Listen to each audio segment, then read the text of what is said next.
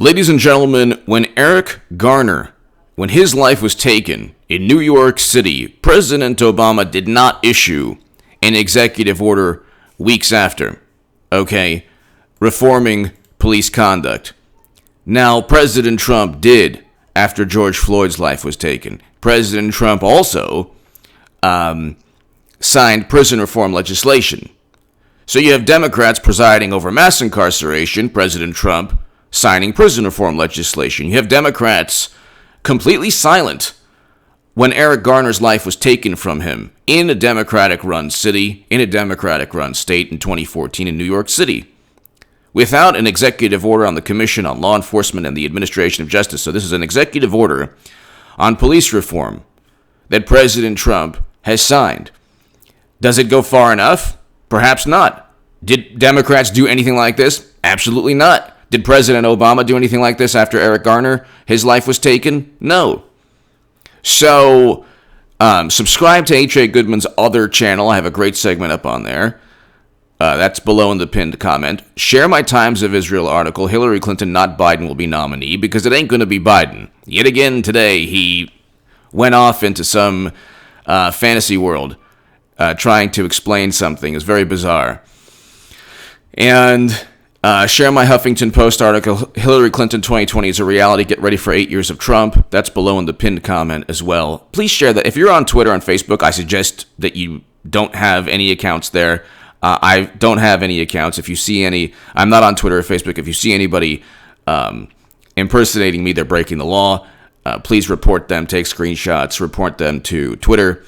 But if you're on social media, share those two articles. It's going to be Hillary Clinton who will be the nominee. It won't be Biden. This is the biggest charade of all time, and they don't care also. But, I mean, it'll be a seamless transition. But definitely check out my live streams later this evening. I have two, one in the early evening, one late at night. I'll read you the executive order. I'll read you the entire executive order.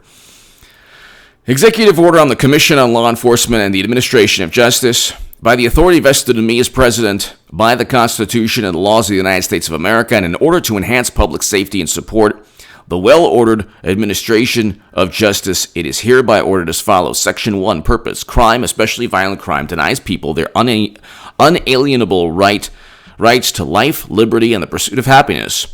Together as a society, we must work to prevent crime from occurring, ensure that those who perpetrate crime face justice, and assist victims in overcoming the effects of crime on their lives. My administration is focused on reducing crime and the social and economic problems, including family and neighborhood disintegration, that contribute to criminal behavior. In addition, the continued malign activity of transnational criminal organizations and the widespread abuse of drugs trafficked by such groups are challenges that confront our communities and law enforcement in their efforts to keep American people safe.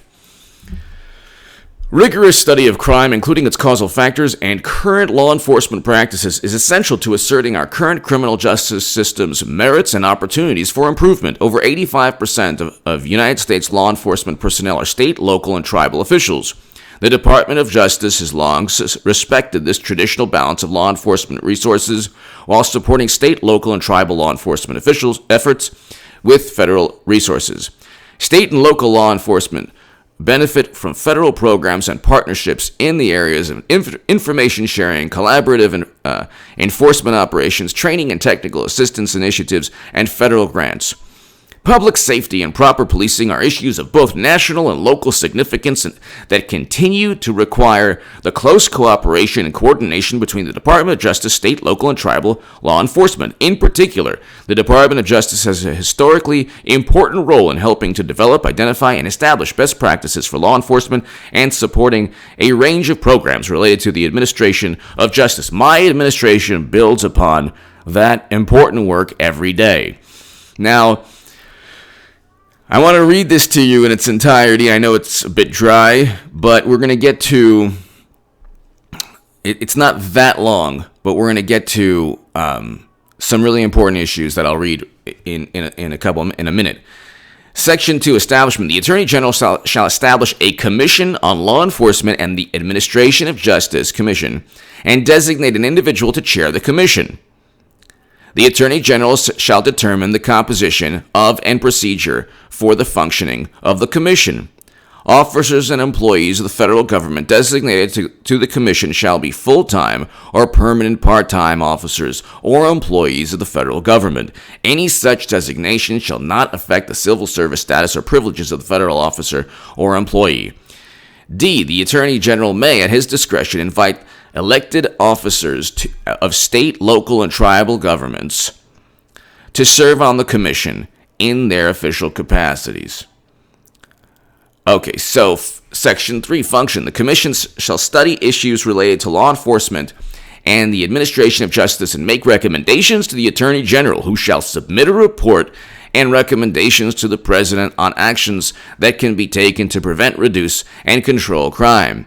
Increase respect for law and assist victims. The commissions shall undertake, as directed by the Attorney General, a review of relevant research and expertise and make recommendations regarding important current issues facing law enforcement and the criminal justice system as challenges to law enforcement associated with mental illness, homelessness, substance abuse, and other social factors that influence crime and strain criminal justice resources. The recruitment, hiring, training, and retention of law enforcement officers, including in rural and tribal communities.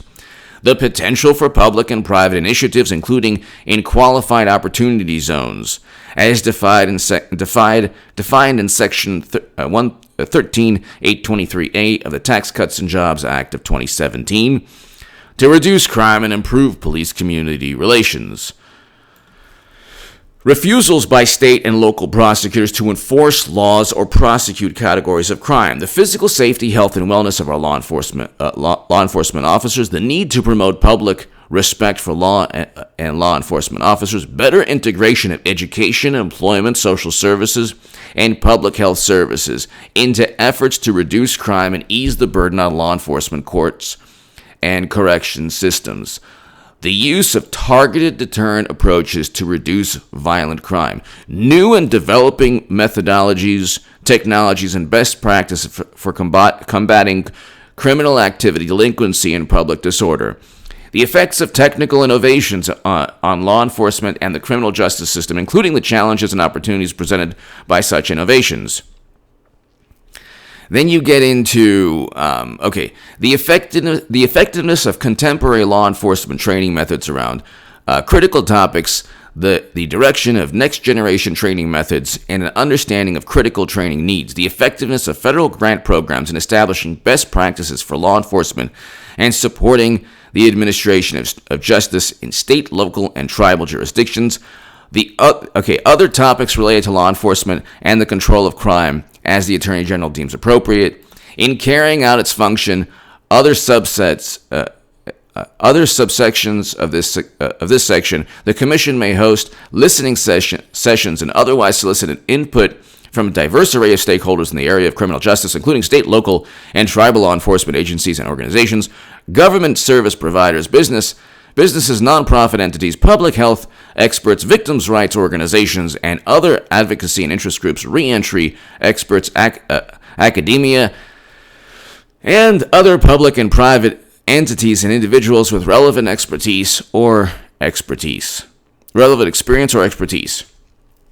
In developing its recommendation under subsection of this section, the Commission shall seek to recommend only practical and concrete actions that can be taken by federal, state, local, and tribal law enforcement and other government entities to improve the administration of justice. We're almost done, but this is important. Upon the request of the chair, the heads of executive departments and agencies shall, to the extent permitted by law, provide the Commission with reasonable access to information it needs for purposes of carrying out its functions. Now, we're almost done. Upon the request of the Attorney General, the heads of agencies may detail personnel to the Commission to assist in carrying out its function, and shall endeavor to provide such personnel and other assistance to the Commission to the extent practicable, consistent with applicable law and within existing appropriations through appropriate interagency agreements, including agreements under the Economy Act.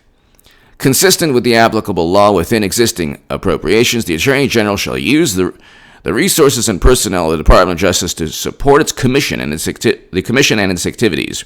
The commission shall submit a report and recommendations to the Attorney General no later than 1 year from the date of this order. The Attorney General, following consultation with the Director of the Office of Management and Budget, shall submit a report and recommendation to the President no later than 60 days thereafter. The Commission shall terminate no later than 90 days after submitting its report and recommendation to the Attorney General unless extended by the President.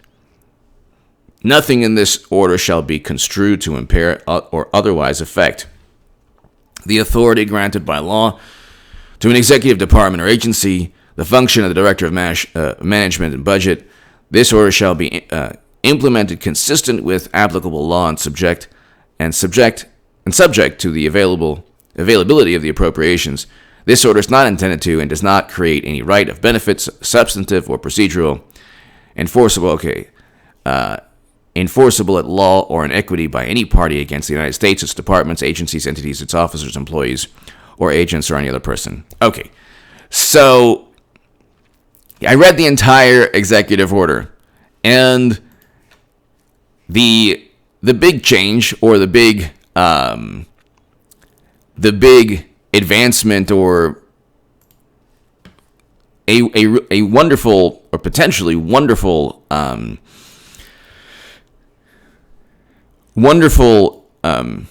development is the creation of a commission to work with law enforcement officials and the community. So if you want to tell people, just skip to 11 minutes if you don't want to hear the whole executive order, because I wanted to read the whole thing so you know what's going on. You know, of course, you have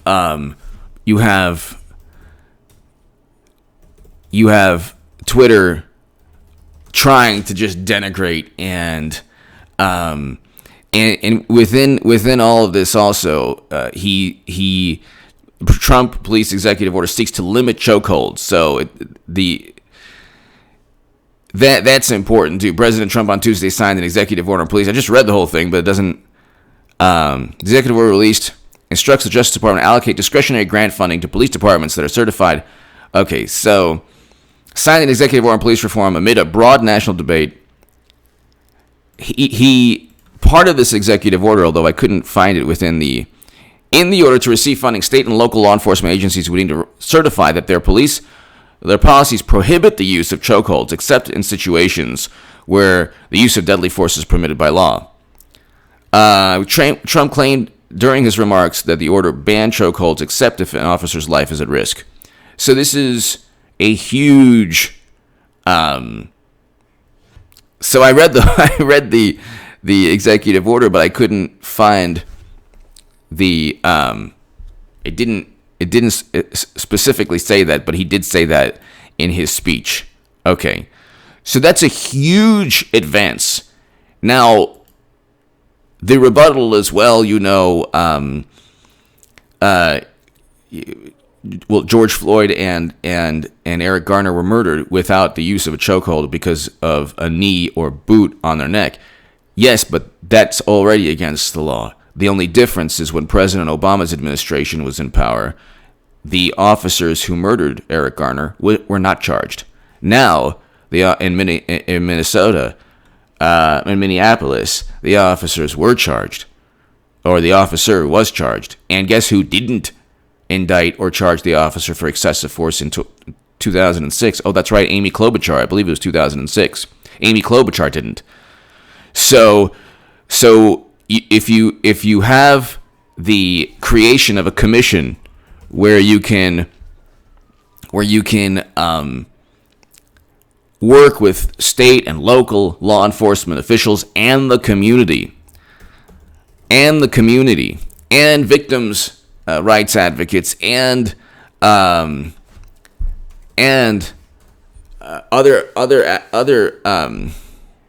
other advocates in addition to law enforcement, I mean, that's a great thing. That's a great thing. But nobody's policing commission Trump established in late December.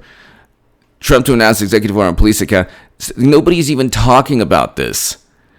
Nobody's really talking about the commission that that President Trump is helping to create that will hopefully at least address brutality. See, the way the Democrats and media and left-leaning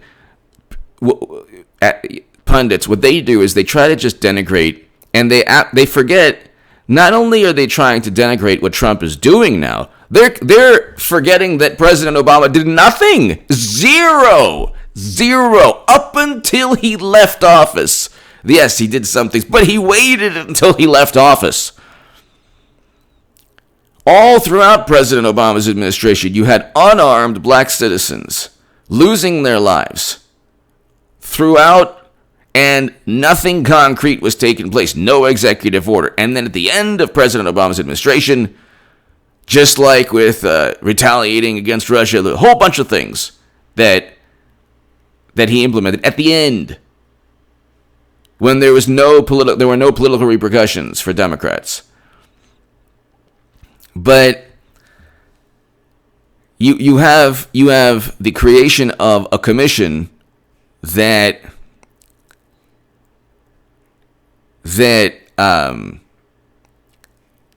will at least establish a commission on law enforcement administration. So that will at least bring people together to address issues. And also, you have a virtual ban on chokeholds, unless it's the officer's life at stake. So, still, this is one of the reasons why the left is going to, like, Democrats will lose. Trump signs an executive order on police reform, more than anything President Obama did. Signs prison reform legislation, more than anything President Obama did. And we had civil unrest all throughout President Obama's administration, but it was never President Obama's fault. This, somehow, they've spun into an issue pertaining to Trump's words, when the two tragedies, Eric Garner and George Floyd, happened in Minneapolis and New York. I'm wearing this as satire, by the way. This is the only time you've ever seen No More Malarkey Biden. You've never seen a shirt worn anywhere in public or on YouTube. I'm the only person that's worn Joe Biden's shirt. Hillary Clinton is going to be the nominee. I will have made the biggest political call of all time. The absolute biggest. At this point, there's no doubt it's the biggest political call of all time. It's the biggest political call of all time. Because Biden, just today, Joe Biden went into some, speaking in tongues, like weird, bizarre,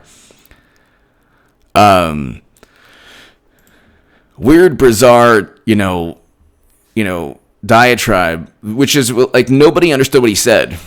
It was about Hunter, and it was actually, he combined three sentences into one, and of course nobody touched on it.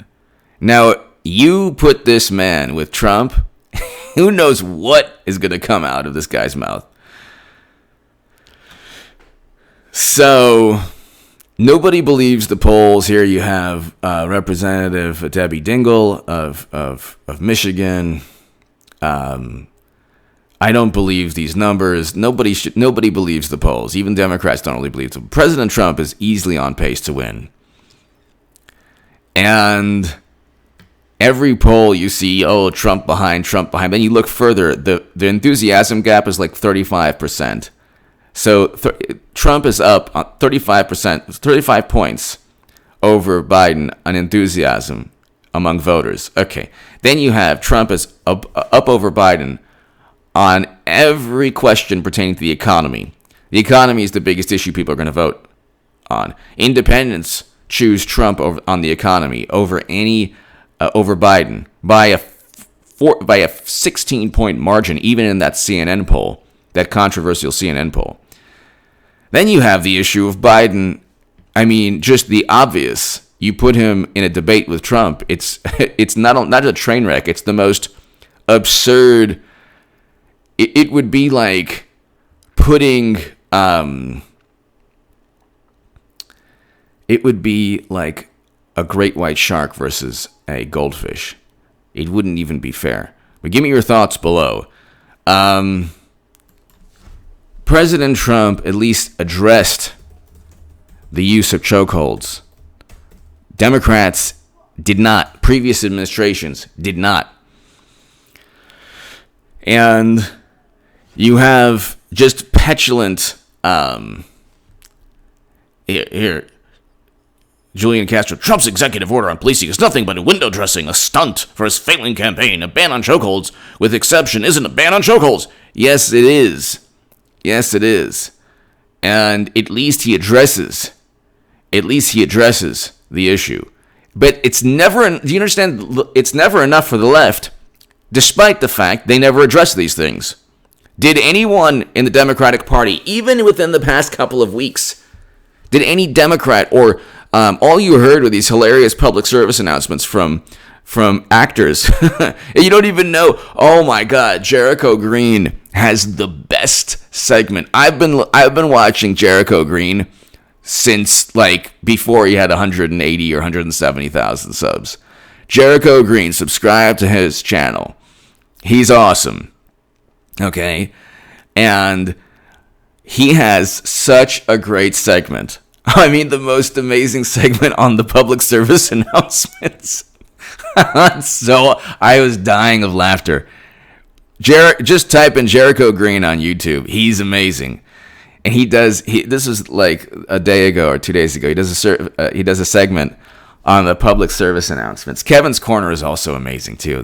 Great. He does a great Anthony Brian Logan, Black Conservative Patriot, Tim Pool, Sticks. There's a lot of great channels, but yeah, the public service announcements did not mention chokeholds. Now, the only rebuttal people have is, well, he didn't ban chokeholds.